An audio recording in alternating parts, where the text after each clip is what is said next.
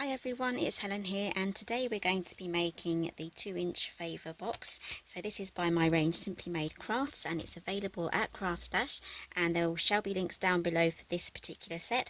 So I really love this set because when you have a wedding or any other sort of party, it's really nice to have a 2-inch sort of sized favour box to put some lovely treats in for your guests. But it can be time consuming, especially if you have like two separate boxes, like a box and a lid to make as well. So we've designed this 2-inch 2-inch box. It's all in one set, so you just run it through your die machine and then decorate it, and you can keep them all flat until you're ready to use them for your party. So you're going to be needing an A4 sized large format die cutting machine. I'm going to be using my Gemini today. I absolutely love it. No hard work with cranking with some of the larger machines, so I like it nice and easy. So I'm going to be using some hunky-dory cardstock as well.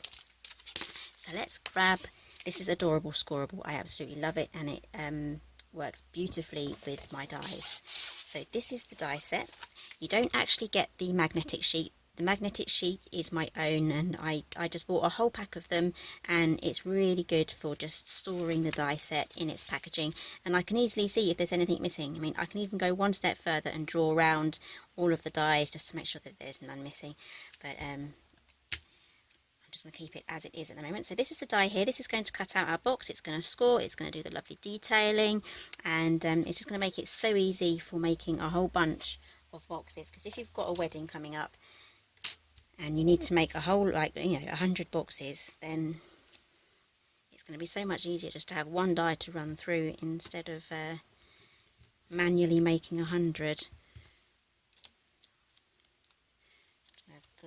Not glue, I'm just using some low-tack masking tape here as well.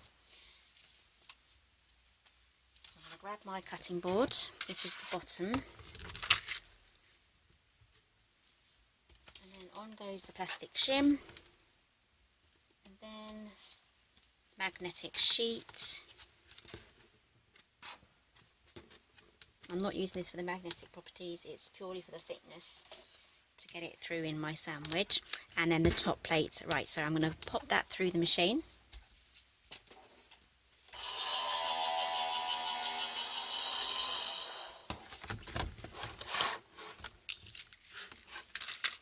Okay, so how easy was that? So I would probably spend a whole chunk of time cutting out as many of these as you need. Just spend the evening just doing that. Don't do anything else, just your cutting. And maybe the next evening you can do die cutting the mats that you're going to be using, and maybe the embellishments and flowers as well. And then maybe just spend another evening after that gluing and decorating your boxes, because you can decorate these flat before you assemble them. So everything is ready to go. Okay, so let's tidy up here. I'm running out of space. Okay, so here is our box, nice and easy. So bone folder is always good for when you're folding up the score lines. So let's start with the one on this side. I'm just going to work our way around.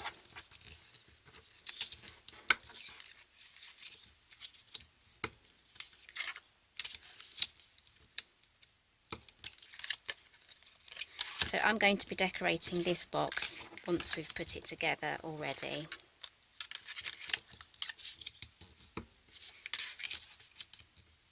So it's a really good size for getting some treats in. It's not too big and roomy that you have to buy loads of the like sweets to put in there, but it's a nice size as well in case you go for some of the larger treats.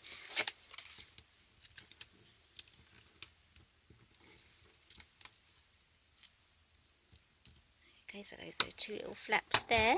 So I really want to make sure that this crease here is creased really well, because that is what is going to help our box to the lid to stay down once we've assembled the box together. Okay, so let's start gluing now. I'm going to be using some Cosmic Shimmer here. It does dry fairly fast, but because there's a slight coating on the cardstock, as you can see, it's slightly shiny. It's not glossy, but it has a little sheen to it. It can cause the glue to slow down in the drying section. So what I'm doing here is I'm going right up to the score line, because this is what's going to create the corner of the box.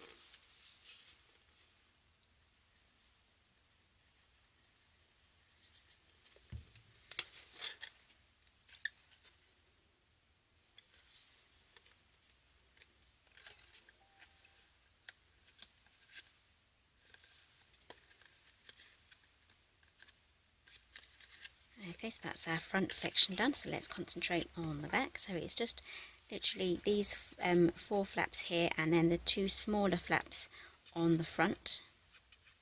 And that's our box put together, nice and easy. You don't have to worry about a separate lid or anything. So let's slide that on. So the Cosmic Shimmer does dry clear if it does go in places, and it's just a really economical way of putting your boxes together. I mean, you can use tape as well. It just adds a little bit more time to your projects when you're making them, so glue is nice and fast, especially if you get a fast drying one like Cosmic Shimmer. So let's add some glue just to these tiny flaps here.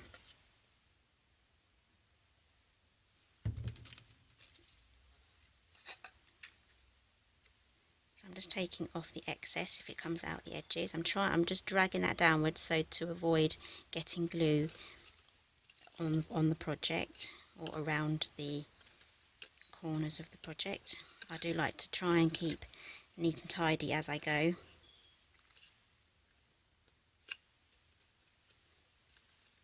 Okay, so that is our, oh no, it's not dry yet, see. Okay, so that's the base of the box done. As you can see, it's got this lovely detail here. I absolutely love that. It goes all the way around on the three front sides. So I'm going to have to set this aside now to dry. So let's talk about decorating. Pop the lid on there because it can dry out. Okay, decorating. I've got a whole bunch of bits here that I've die cut out already. So everything here comes with the die set. So you can make these beautiful leaves. You get 2 sizes in the flowers. They are absolutely lovely. And you can even snip these apart to make hearts. Lovely decoration ideas there. So you get the mats here. Let me grab the die set again. So we have some square mats here for creating layering for the sides or even on the top, and then we have these lovely bracket label layering dies as well. So I'm going to be using these ones on the top. So I have some already cut out here, so I'm going to be going for silver non-shed glitter cardstock, and that's layered up with the same colour. And if you want to go really different, we have this die here. It cuts out, I'm not going to be using it on this box, but I just wanted to show you, it cuts out this shape here and it matches the lid of the box, so you can pop that under there. I mean, the lighting might not be that great, but there you go, it matches the shape of the box. So we have tried to think of everything and to give you as many options as possible. So you also get the circle dies as well, so you can, even if you have a small enough sentiment, you can stamp a sentiment on there.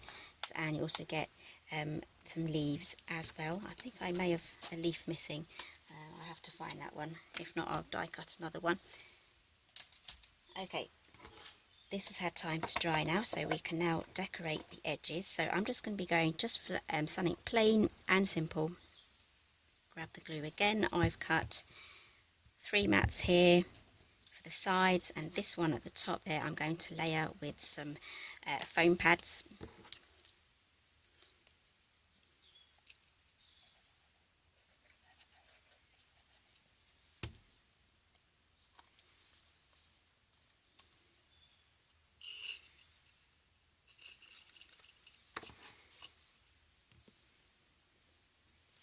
I rescued this from another box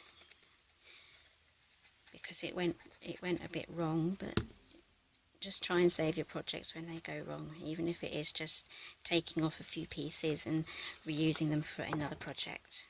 Whoops.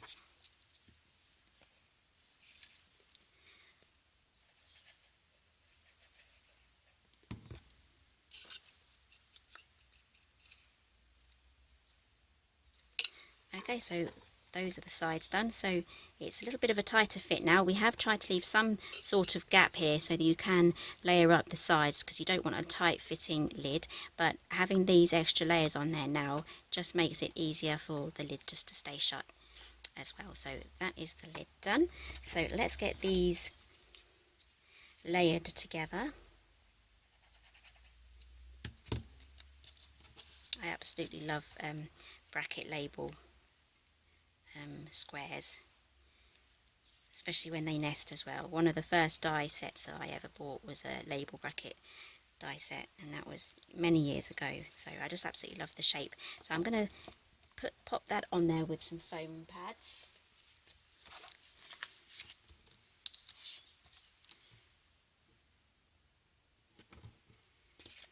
Okay, so you can also secure this closed with a ribbon if you want to add a ribbon detail, just to make it that little bit harder for your guests to get to their treats. Sometimes boxes are just too pretty to even open.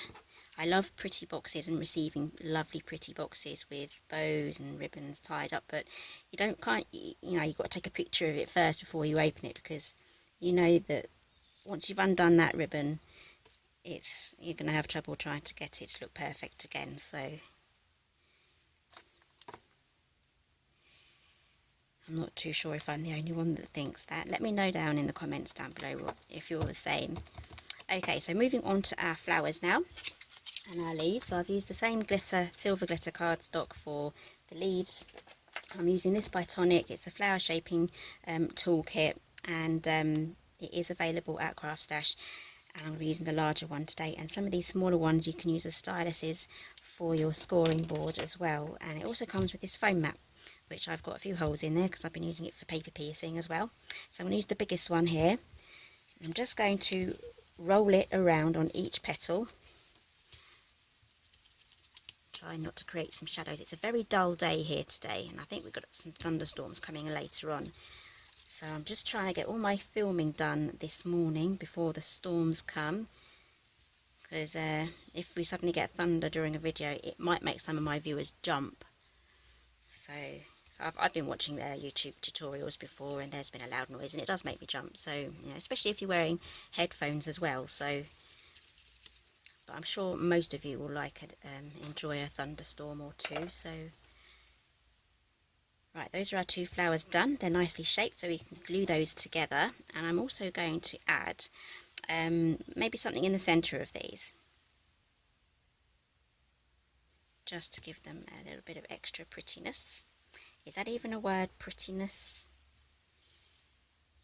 So let's just finish the box first, and then we can worry about the flower centre once everything is down. So that is glued together, so I can now pop that on.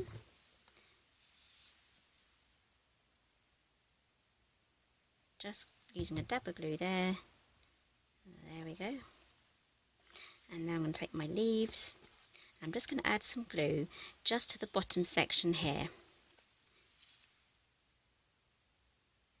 So I'm going to add one just here so it pokes out, and then just put another one. This is make sure you know where the front of your box is, and if you want, I didn't mention this before, if you want to, you can add another mat at the back.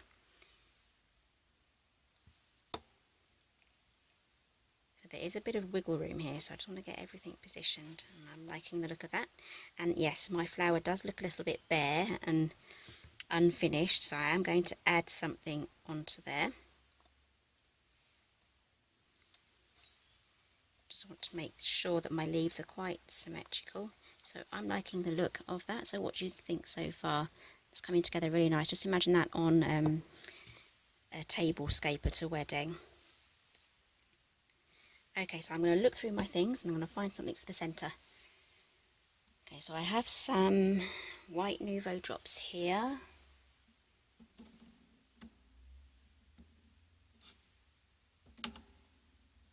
Do have some silver. I haven't used this before, so let's try this out. This is by Dovecraft. So I'm just going to give it a silver centre. Oh, that's lovely and pretty. I like that. Okay, so I'm going to leave that to dry now. I'm going to leave it upright. If you use anything like Nouveau drops or anything like that, and you make the enamel dots out of them, always make sure you leave them to dry flat, because if it's tilted, you're going to get a funny teardrop shape, because that's happened to me before. And try not to be tempted at all to poke it, okay, because you'll just literally just ruin it until you actually definitely know that it's dry. Okay, so that is the 2-inch Favour gift box, absolutely perfect for having at weddings. So the link for this one will be down below. It's exclusive to CraftStash at the moment. So thank you for joining me today. I hope you enjoyed this tutorial, and I'll see you next time.